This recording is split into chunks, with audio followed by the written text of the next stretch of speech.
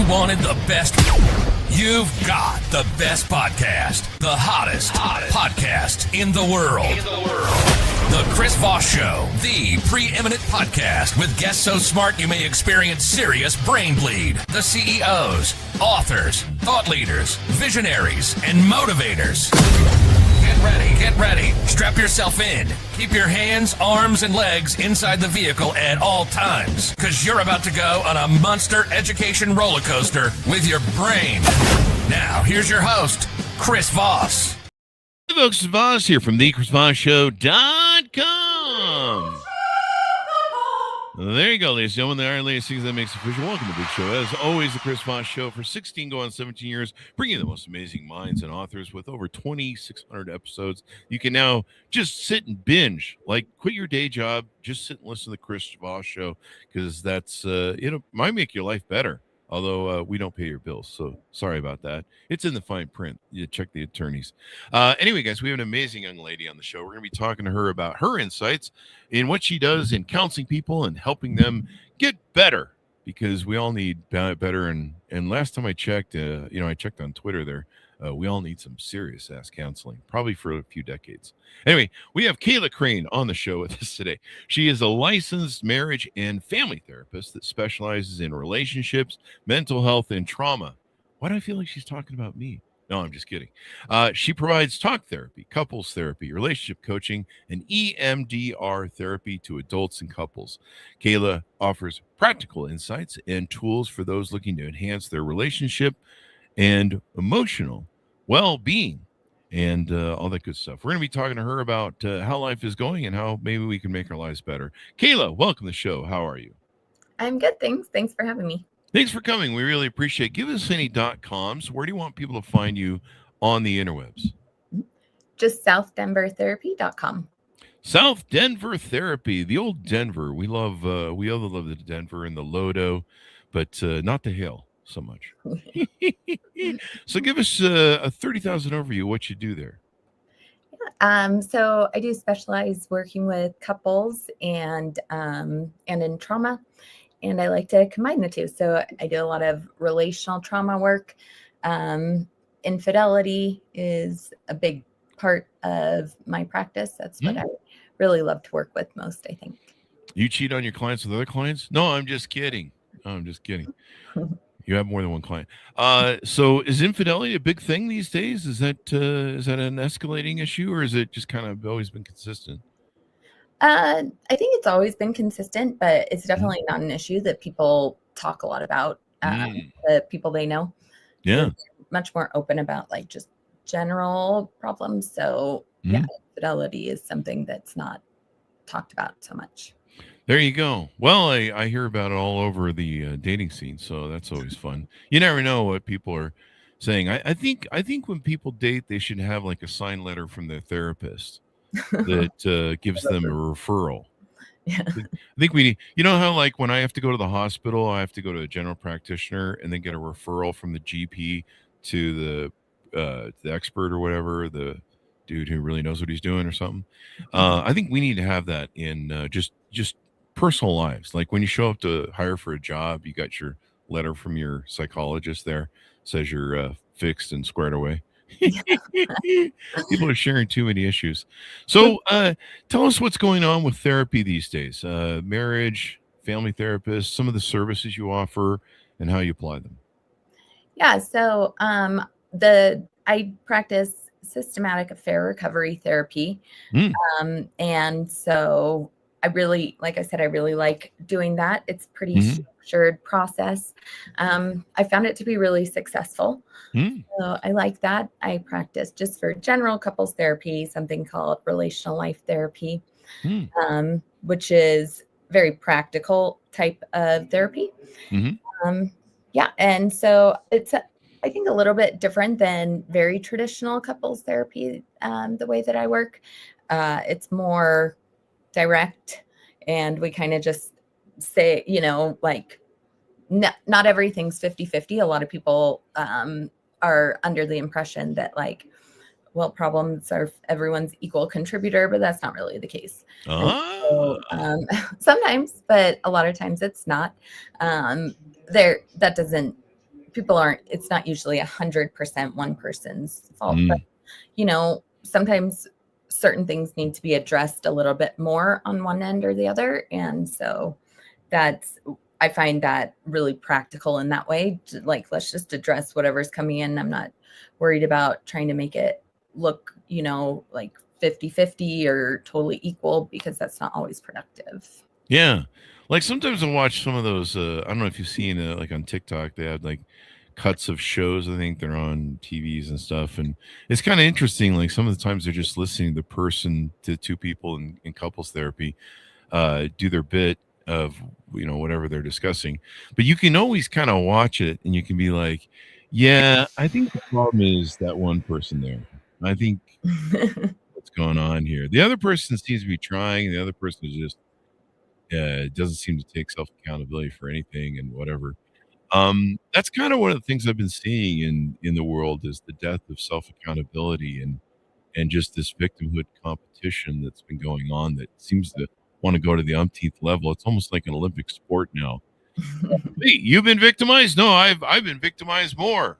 Bigger victim. It's like people are just like in competition to like see how they can be, and then taking accountability. I mean, you can't fix your problems in life. I don't think you can do counseling very well if you don't take accountability. I mean, even if you aren't wholly the problem, taking accountability and being like, okay, what can I do to contribute better and maybe not contribute worse? I don't know. Is that a thing, or am I just making stuff up at this point? No, I think that's totally, a thing. I think maybe these days there's so much content, like all social media and everything, that I do think, and there's a lot of like pop psychology, and I think that maybe that gives people a little bit of like justification sometimes for their behaviors without having like all the understanding of what that really means. I spend a lot of time helping people move away from the like being right or wrong, because people get caught up in that all the time. And so you can take accountability for like contributing to your partner's pain, whether you agree that you did what they said or not. Like if they're hurting, they're hurting, and so that's something that has to be addressed, that they're hurting. But if your partner's hurting and you're just saying, wasn't my fault, didn't mean to, like, that's not going to be conducive to a healthy relationship. Yeah. What's some of the top topics, or a top topic do you see people struggling with in couples therapy, and how can it be more successful? Because I mean, I think some people think, well, if we got to go to therapy, we might as well just break up. I got a story on that too, where there was a girlfriend I'd had move in. I didn't realize she'd gone off for cancer medicine, and I couldn't figure out why. I had this Dr. Jekyll, Mr. Hyde experience, only Mrs. Hyde, I suppose. And there were a few other factors that went into it from her past and traumas that I didn't know about either. I knew about them, I didn't explore them enough. But I remember at the end of the relationship, I was like, you got to move out. I can't make this work after a year and a half. And she got baby rabies really bad too. That was the other thing. Her younger brother had children, and she's like, I was supposed to have them first. And I'm like, yeah, well, life doesn't work that way. It's not. It's that you can't just order what you want. Yeah. And she's like, I want a baby now, and if I can't have a baby with you, I'll have it with somebody who will give it to me. And I'm like, oh shit, you don't love me, get the fuck out of my house. And so I said to her at one point, I said, look, I'm not a quitter.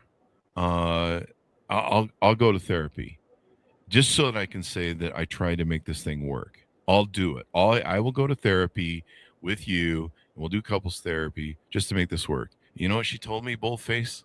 She goes, no, I don't go to therapy. And I go, why? She goes, because they'll tell me that it's me, and I know it's me. I am not even kidding you. I wish I could record these things on video. So what are you guys, what are you finding in therapy that is hurting people, and maybe that perception of how, couples therapy can help? Yeah, I think that couples therapy can help a lot. I think people don't realize that. I do have sometimes people coming in and they say, this is like they're pretty much out, but their partners maybe dragged them in. Mm. And I'll be talking to them and I'm like, oh my gosh, this is totally fixable. Like we could fix this in like a couple months, like even shorter. And so like that happens so often that Really? people are really like sure that the relationship is over and it's totally fixable. And that's even, that's even the case with infidelity a lot of the time. Really? But even, sometimes people are really like headed out and it's just simple like communication stuff. They just need a few tools. Yeah. And I hear people say a lot like, oh, maybe if I would have tried this with my last relationship, that would have worked. Because it really does work a lot of the time. Mhm. So I think that that's important to like recognize, like it's worth a shot. And yeah, I mean, communication is always something people need work on, always. And I think it's a lot of times people say, I don't know how to say this, or I don't know how to say this or this. And it's like, well, just say that, and I think we all get caught up in like this thing where I don't know, like the right, like how to communicate whatever, but it's like, that's it. Just say what you're thinking, obviously with kindness, but there doesn't need to be some magic formula. You just need to be direct. You just need to say what you're thinking or feeling. And just that in itself can change so much. Because otherwise, if you're, whatever you're not saying, your partner's making up. Like that's what we do as human beings. We make meaning of everything. And unfortunately, if you're not in a great place in your relationship, you're going to make negative meaning of that. And so if you just tell your partner, they don't have to guess. They don't need to tell themselves these stories, again, that we all do without enough information. So that piece is just like super important. Yeah. And then sometimes you can tell somebody directly what the thing is and they will misinterpret it and take it as something else and misconstrue it. I've had that happen a million times where I'm like, well, you told me this. Well, and it meant what to you? How often do you see in couples therapy and well, just general overall therapy that you do unresolved childhood trauma, emotional damage, things along those lines that they've, baggage they've brought into the relationship? How often do you see that as being a factor in relationship issues? Most of the time. Wow. Yeah. Yeah.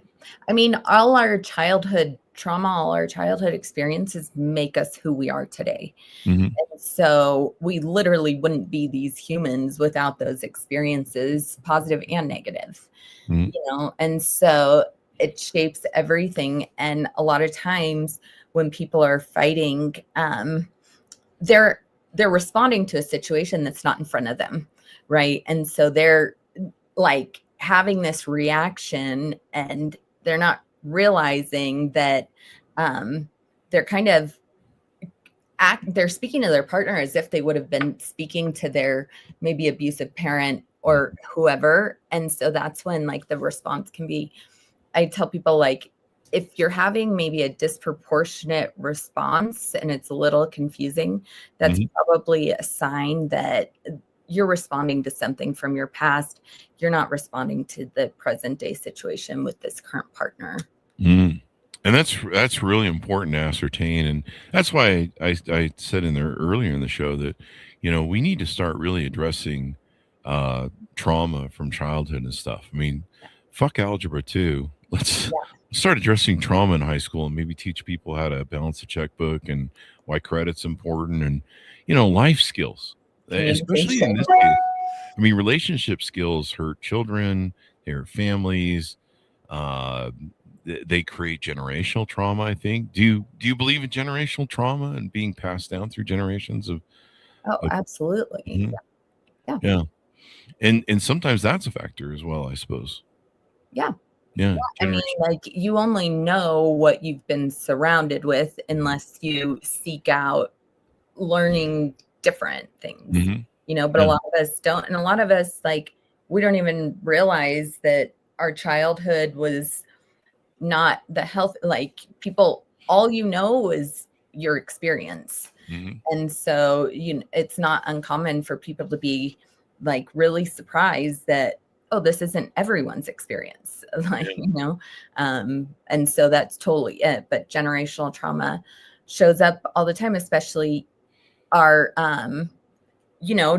like adults. And I would say like people born in the 90s and earlier,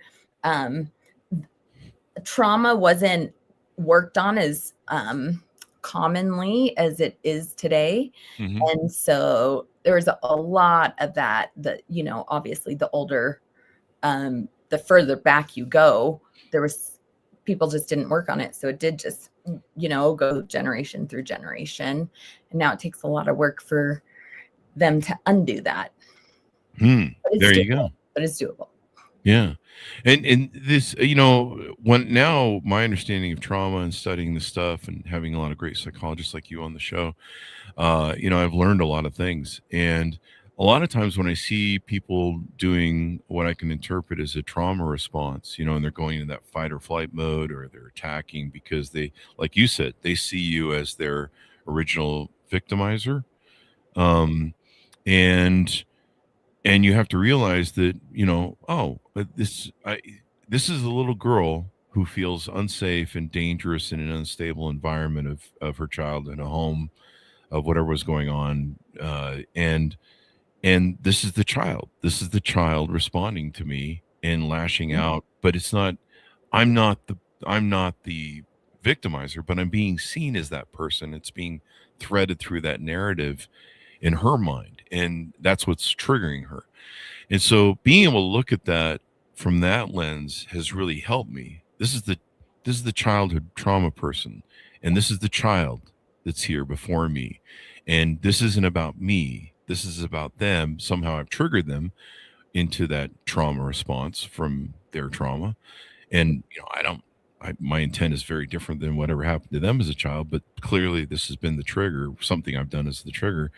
And now I need to kind of understand this person and where they're at. And so that's kind of how I've grown into this, but it's taken 58 years of trials and training. But do you, there was a question I had for you. I think I lost it here, but it'll come back. But what are some tools that, how do you, let's try and help people in the audience. How do you know when it's maybe time to go talk to a therapist and do therapy with a person like yourself? Yeah, I would say, like you were saying, that inner child, we develop adaptations at around 5 years old.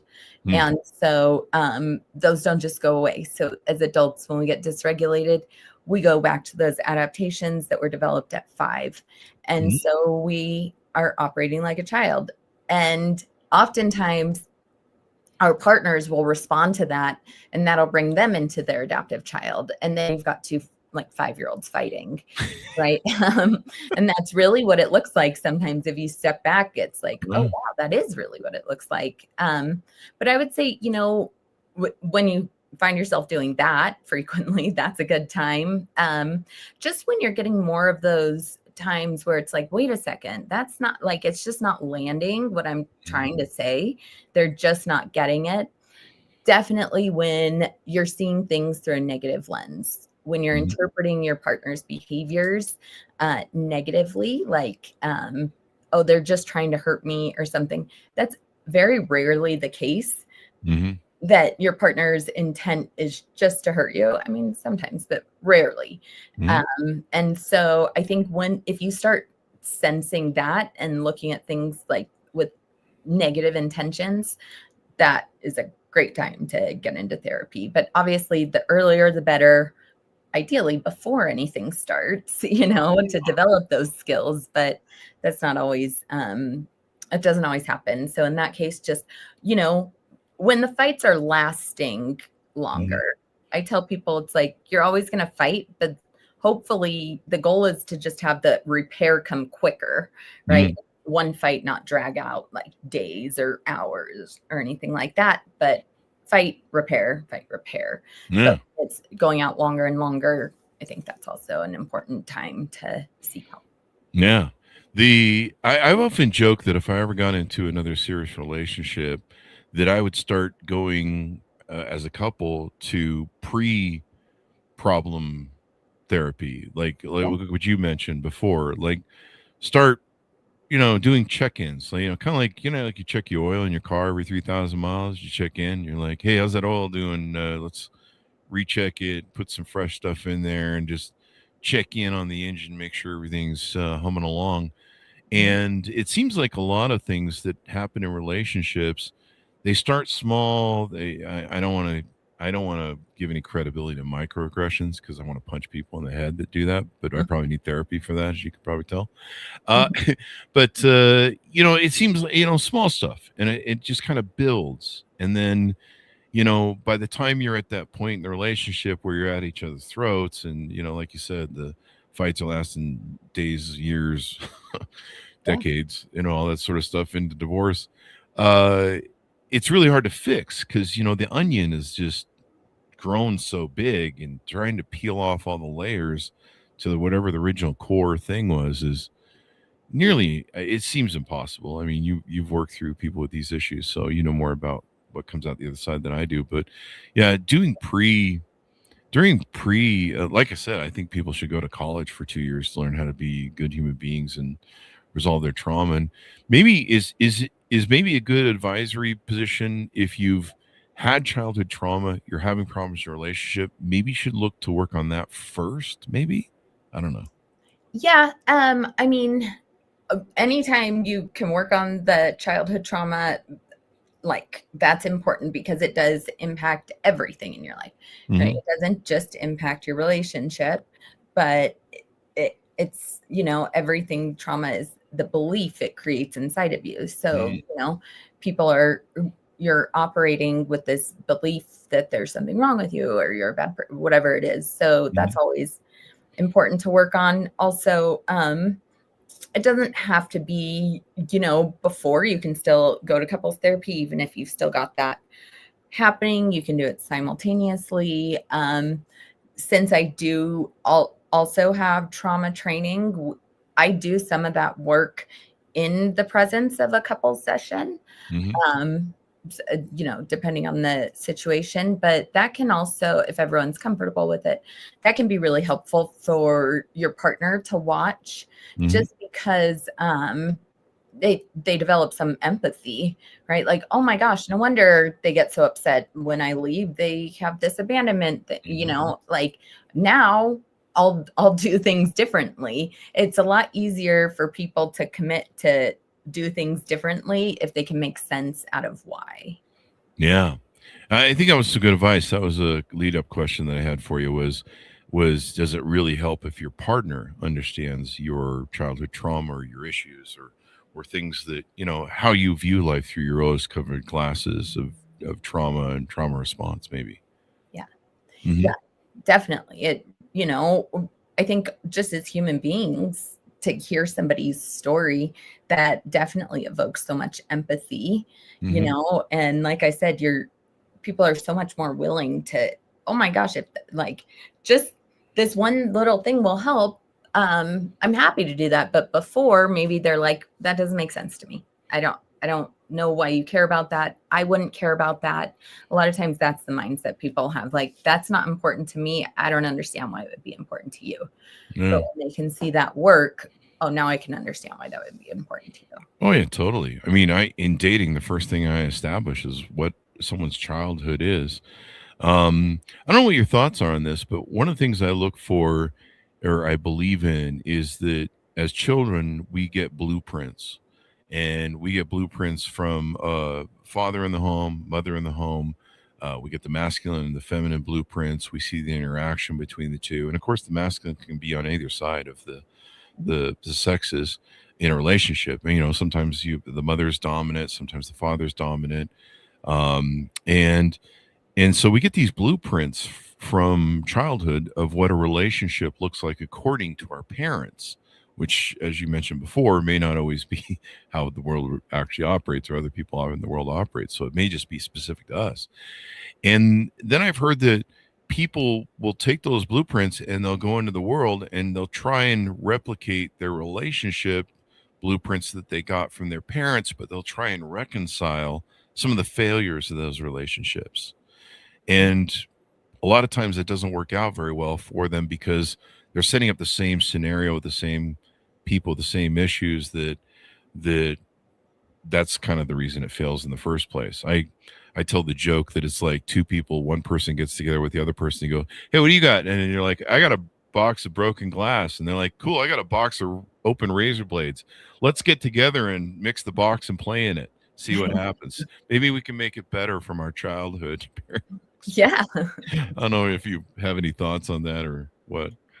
Yeah. Well, we feel comfortable with what we know, what we grew up with. And so whether it was healthy or not, sometimes people, they even know that their upbringing wasn't healthy, but it still feels more comfortable. So it's not uncommon for somebody to come from a very abusive household to get into an abusive relationship. They know intellectually that's not healthy. Also, it feels safer and more comfortable because it's what they know, right? Growing up, maybe like the peace meant that there was something scary coming up that was following that, right? And so it's just uncertain, uncomfortable. But yeah, some people, a lot of times we don't even recognize like, oh, this wasn't great. And so, a lot of times people are like, my childhood was perfect. Like people say that a lot. And then, we go through it and everyone has like, bad experiences. That doesn't mean everyone has like bad parents. Those experiences could be coming from anywhere. But yeah, I think it's important to like understand and really like define what is healthy. What are we looking for versus what is comfortable? Because I think sometimes the two get like mixed up, but they can be very different. Yeah.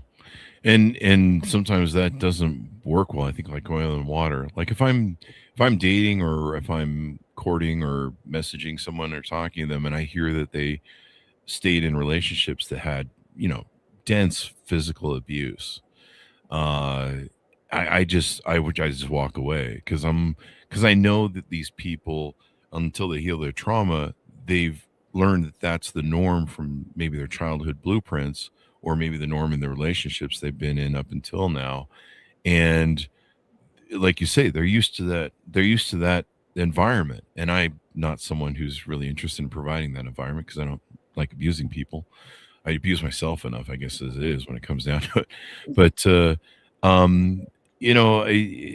it's interesting in seeing how people do that and trying to find people that can match up. And to me, when I meet people, even when I meet people in business or when I do relationships with business or personal, even if they aren't romantic, I'm curious about people's trauma, their upbringing, what motivates them, how their glasses shape their viewpoint in life, what they see, what they can't see, their blind spots, their scotomas. I'm just interested in how people are and behave because a lot of times that can impact me in my relationship with them, whether they're a friend or whether they're a business partner, et cetera, et cetera. I don't know. Maybe I'm just reached a point of paranoia at this point. I've been through some shit with some weird ass people that shared their trauma with me and I wasn't interested in sharing, but they did it anyway. There you go. What are some other aspects of your, now I know, I'm not sure if we established this. I know we established this in the pre-show, but so you can do licensed marriage and family therapist in the state of Colorado, but you can do, I guess, national, international as a coach. Is that correct? Yeah. And so the difference there is as a coach, I wouldn't do any kind of trauma work. That would just be like licensed work in the state of Colorado. But relationship coaching, that kind of stuff, yeah, I can do that with anyone, anywhere in the world. Actual therapy and trauma therapy, the client needs to be located in the state of Colorado at the time of service. There you go. So you can come there for some mushroom and therapy you guys are doing there. And the old Colorado's got everything legal, I think, now, doesn't it? One-stop shop. It's beating Vegas at this point. Yeah. Now, I've heard one of the best things you can do in relationships is have an agreement when you argue on how you argue. And some people in an argument will exit the scene. Some people want to sit and battle in the the battle cage Mhm. of arguments. Some people believe in escalating it to the point of yelling, screaming. Is having sort of a pre-agreement on certain things in a relationship, like fighting and maybe other things, conflict resolution, a good thing to do ahead of time? Maybe sit down with a counselor and go, okay, let's make some agreements on how we're going to fight when, if we fight. Yeah, absolutely. I tell people like one really simple thing you can do is just take a timeout when either you or if you're recognizing your partner is becoming dysregulated, it's not going to be productive. Mhm. And so someone calls a timeout, but just the critical piece is set a time and come back at that time. I say usually not less than 2 hours, try not to go more than 24 hours. But just doing that alone will allow you to get regulated Mm, and then come back. And because you can have all the tools in the world, but if mhm. you're not regulated, you're not going to be able to use them. It's And true. so that's like so critical to just be able to take a step away or whatever and get regulated. Now let's go and communicate appropriate or whatever. Yeah. But yeah, just taking a break before, but you've got to set a time to come back.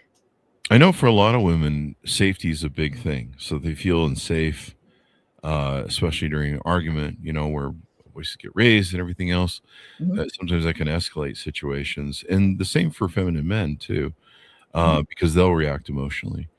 But like one of the things I don't like to argue when people are up in their feelings. I like to try and calm the situation, but also be like, let's talk about this at a time when we can talk about it Mhm. rather than, you know, being this emotional trauma response of yelling and screaming and flipping out. Um, how do you know when you're in a feeling of being dysregulated in a relationship and you're trying to resolve that with the other person, or maybe, if I'm in a relationship and someone is feeling dysregulated, how do I identify that? Or how do we identify that? Um, yeah, like I said, usually that's the case. That's their adaptive child behaviors. So they're all Mhm. quite immature. And so, truly. And so, like black and white thinking, that's a sign that you're maybe not like present, Mhm. regulated. More nuanced thinking is much more regulated. Like Mhm. physically tense in your body, that's a sign Mhm. that you're probably, Oh. not completely regulated. So yeah, you can look at physical signs, you can look at behaviors, but yeah, I think anything that you wouldn't do if you were completely calm and at your best, that's probably a clue that you're not regulated. Mhm. Go take a break and then come back and do whatever you got to do to calm down, whether it's like take a nap, meditate, journal, have a snack, watch show, whatever. Mhm. Just calm down however you need to and then come back.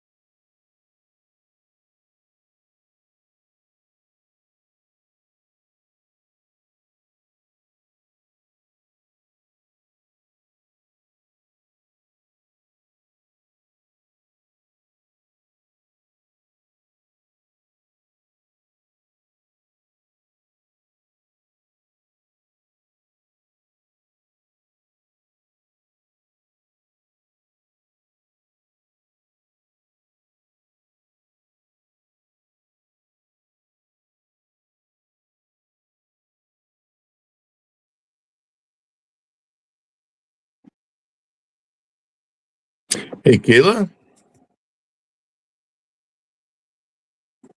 I don't know if this is working on my phone. Kayla?